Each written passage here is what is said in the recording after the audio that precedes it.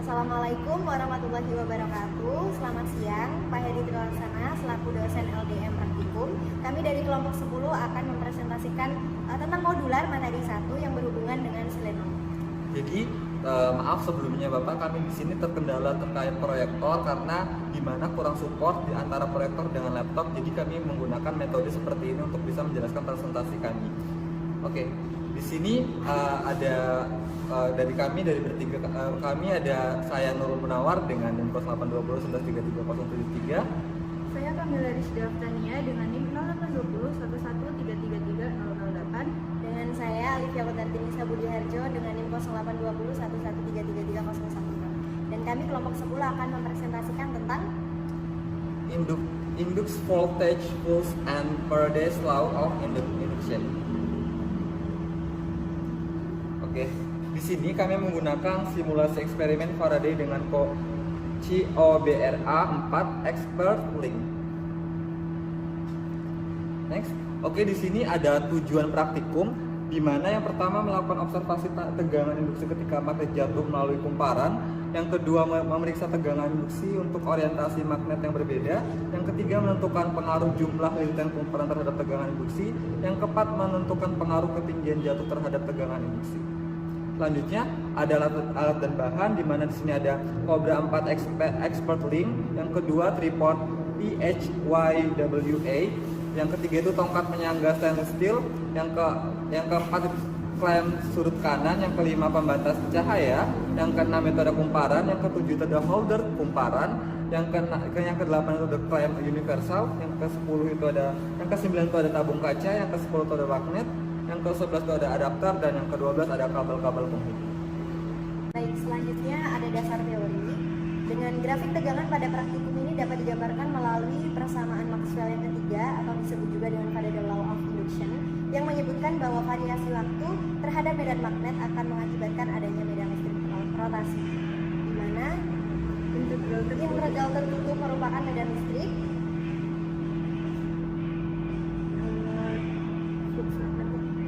kemudian E vektornya merupakan flux magnet dan merupakan permukaan, serta untuk elemen tangan pada kurva tertutup adalah seperti disebutkan di persamaan tersebut. Ini menandakan bahwa kekuatan medan magnet pada kumparan konduktor tertutup proporsional dengan besaran magnet flux yang melingkupi permukaan.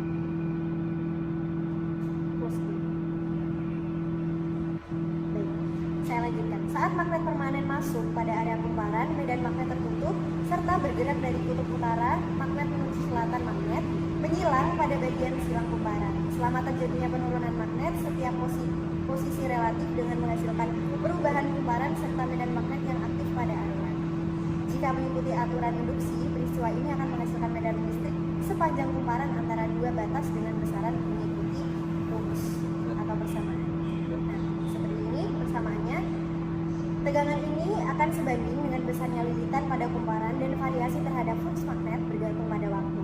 Di sisi lain, besaran flux magnet menggambarkan rapat flux yang melingkupi area cross. Pada kasus ini berhubungan dengan produk skalar dengan besaran kuantitas sebagai berikut. Dapat dilihat di samping. Baik, gambar 1 ini merupakan contoh pengukuran termasuk orientasi magnet jatuh yang berbeda. Grafiknya merah dan hijau. Berkurangnya jumlah lilitan kumparan ditunjukkan dengan biru, dan ketinggian jatuh lebih besar lagi dengan dikurangi jumlah belokan dengan ditandai dengan warna hitam. Dan ini gambar 2 merupakan setup dari eksperimen kita. Dari dasar teori dan juga alat dan bahan yang disebutkan, kita mendapatkan data pengamatan dari praktikum kami. Baik, dari sini kita lihat data pertama kita. Selanjutnya kita dapatkan waktu dan juga tegangan. Data ketiga, kemudian data keempat, data kelima, data keenam. Nah, dari data pengamatan kita dapat menganalisis. Silakan dilanjut. Oke, untuk analisis data sendiri kita menggunakan persamaan U atau tegangan sama dengan minus B dikalikan A dibagi dB, di mana B itu adalah medan magnet, besar medan magnet, A itu adalah luasan, dan D adalah waktu. Nah, yang mana kita tahu medan magnet sendiri rumusnya adalah N mu 0 dikalikan I dibagi 2L.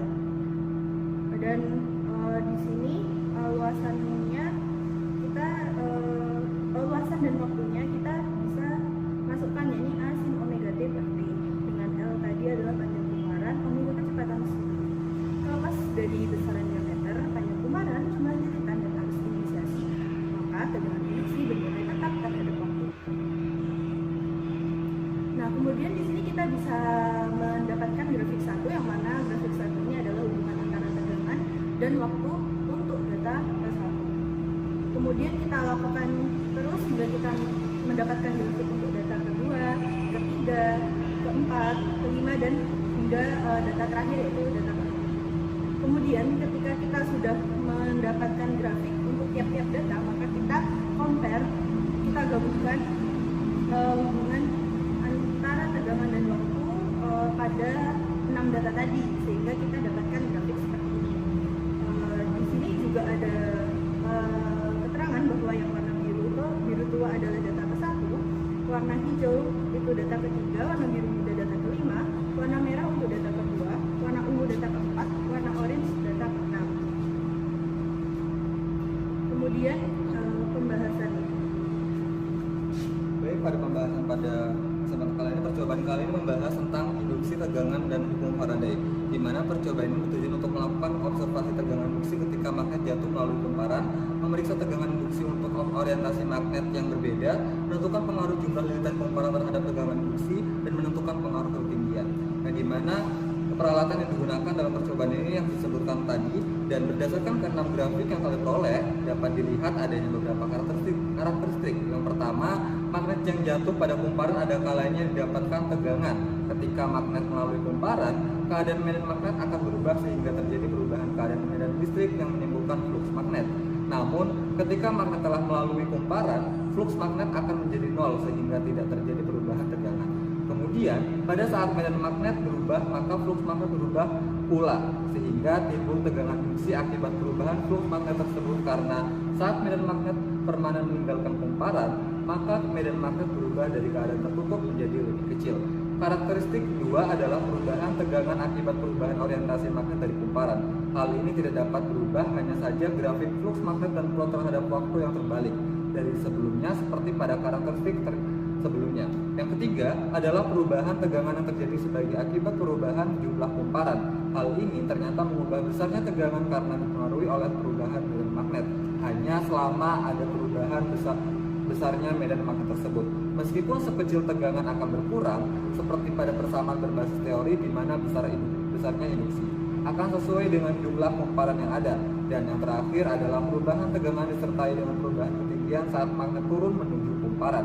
Seperti terlihat pada grafik bahwa tidak ada perubahan yang cukup berarti karena bertambahnya ketinggian hanya mempengaruhi kecepatan yang ada pada medan magnet yang jatuh.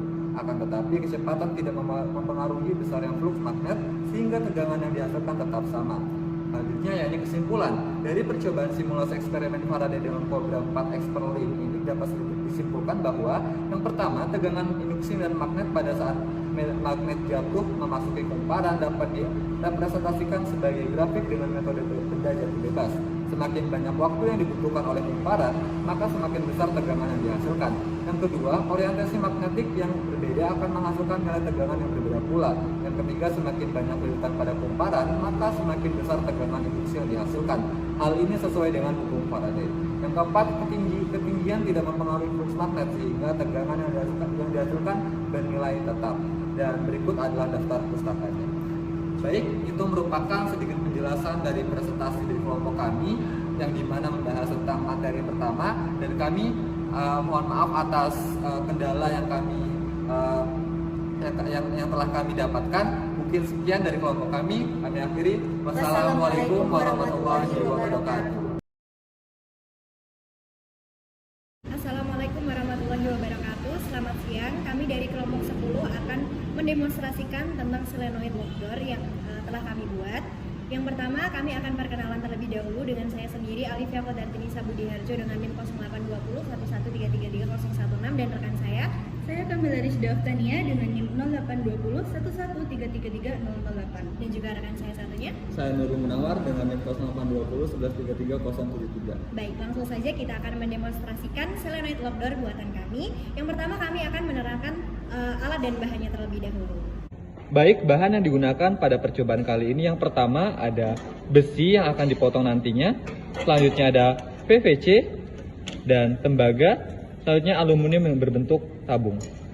Alat yang digunakan pada percobaan kali ini yang pertama ada gerenda, yang dimana gerenda ini untuk memotong besi dan aluminium yang telah disediakan tadi. Selanjutnya ada tang untuk meluruskan kawat tembaga tadi, dan yang ketiga ini ada gergaji yang dimana untuk memotong PVC, dan ini ada mesin bor yang dimana ini untuk melubangi PVC yang telah disediakan. Jadi sekarang di sini saya akan menjelaskan mengenai prinsip kerja dari solenoid lock door sendiri. Jadi tadi yang pertama kan kita memotong PVC, kawat, aluminium, terus kita rangkai menjadi seperti ini. Nah, di sini PVC-nya kita bentuk menjadi kotak untuk casing dari solenoid lock door itu sendiri.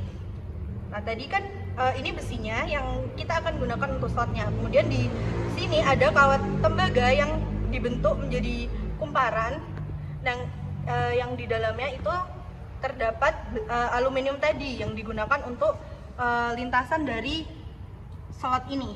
Nah, di sini tembaga ini kita membentuknya menjadi tiga kali lilitan. Jadi lilitan pertama kemudian ditumpuk dan ditumpuk lagi sehingga ada 3 lilitan di sini. Nah, seperti yang kita tahu, ketika kita mengaliri sebuah kawat tembaga dengan arus, maka akan ada medan listrik di sekitarnya. Nah, yang kita tahu jika kawat itu lurus, maka jika arusnya ke sana, maka medan magnetnya akan mengelilingi kawat ini. Atau yang bisa kita inikan dengan seperti ini, kaidah tangan kanan. Nah, kemudian jika kawat tembaga ini dibentuk melingkar, maka medan magnet ini akan terus melingkari kawat tembaga ini. Jika kawat tembaga ini sebanyak sekian, maka medan magnetnya akan lurus ke sana. Karena di sini arusnya dialirkan dari sini, maka medan magnetnya akan berarah ke sana. Jadi ketika ada besi yang dimasukkan di sini, maka besi tersebut akan bergerak hingga menembus lapisan PVC ini dan bisa dijadikan slot. Mungkin setelah ini kami akan mencoba untuk mendemonstrasikannya terlebih dahulu. Jadi untuk mendemonstrasikan dari solenoid lock door kami, pertama kita harus menyalakan amplifier. Nah, untuk mengapa kita harus menyalakan amplifier? Jadi kita harus mengalirkan arus DC kepada kumparan ini. Jadi mari kita tancapkan.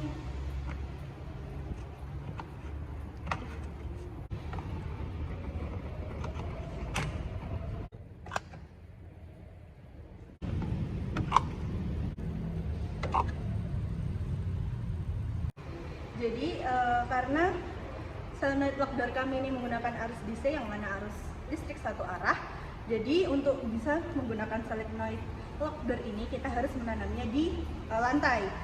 Mengapa demikian? Karena supaya ketika kita menyalakan arusnya, kita mengalirkan arusnya, dia bisa mengunci ke atas. Nah, tapi kan kalau seperti itu nanti jadinya gimana dong? Nah, jadi solenoid lock door ini harus ditanam di tanah, dan nanti ketika listriknya itu dimatikan, nanti slotnya itu, besinya itu dia akan jatuh ke bawah sehingga membuka kembali. Nah, itu dia penjelasan dari prinsip kerja solenoid lock door dari kelompok 10.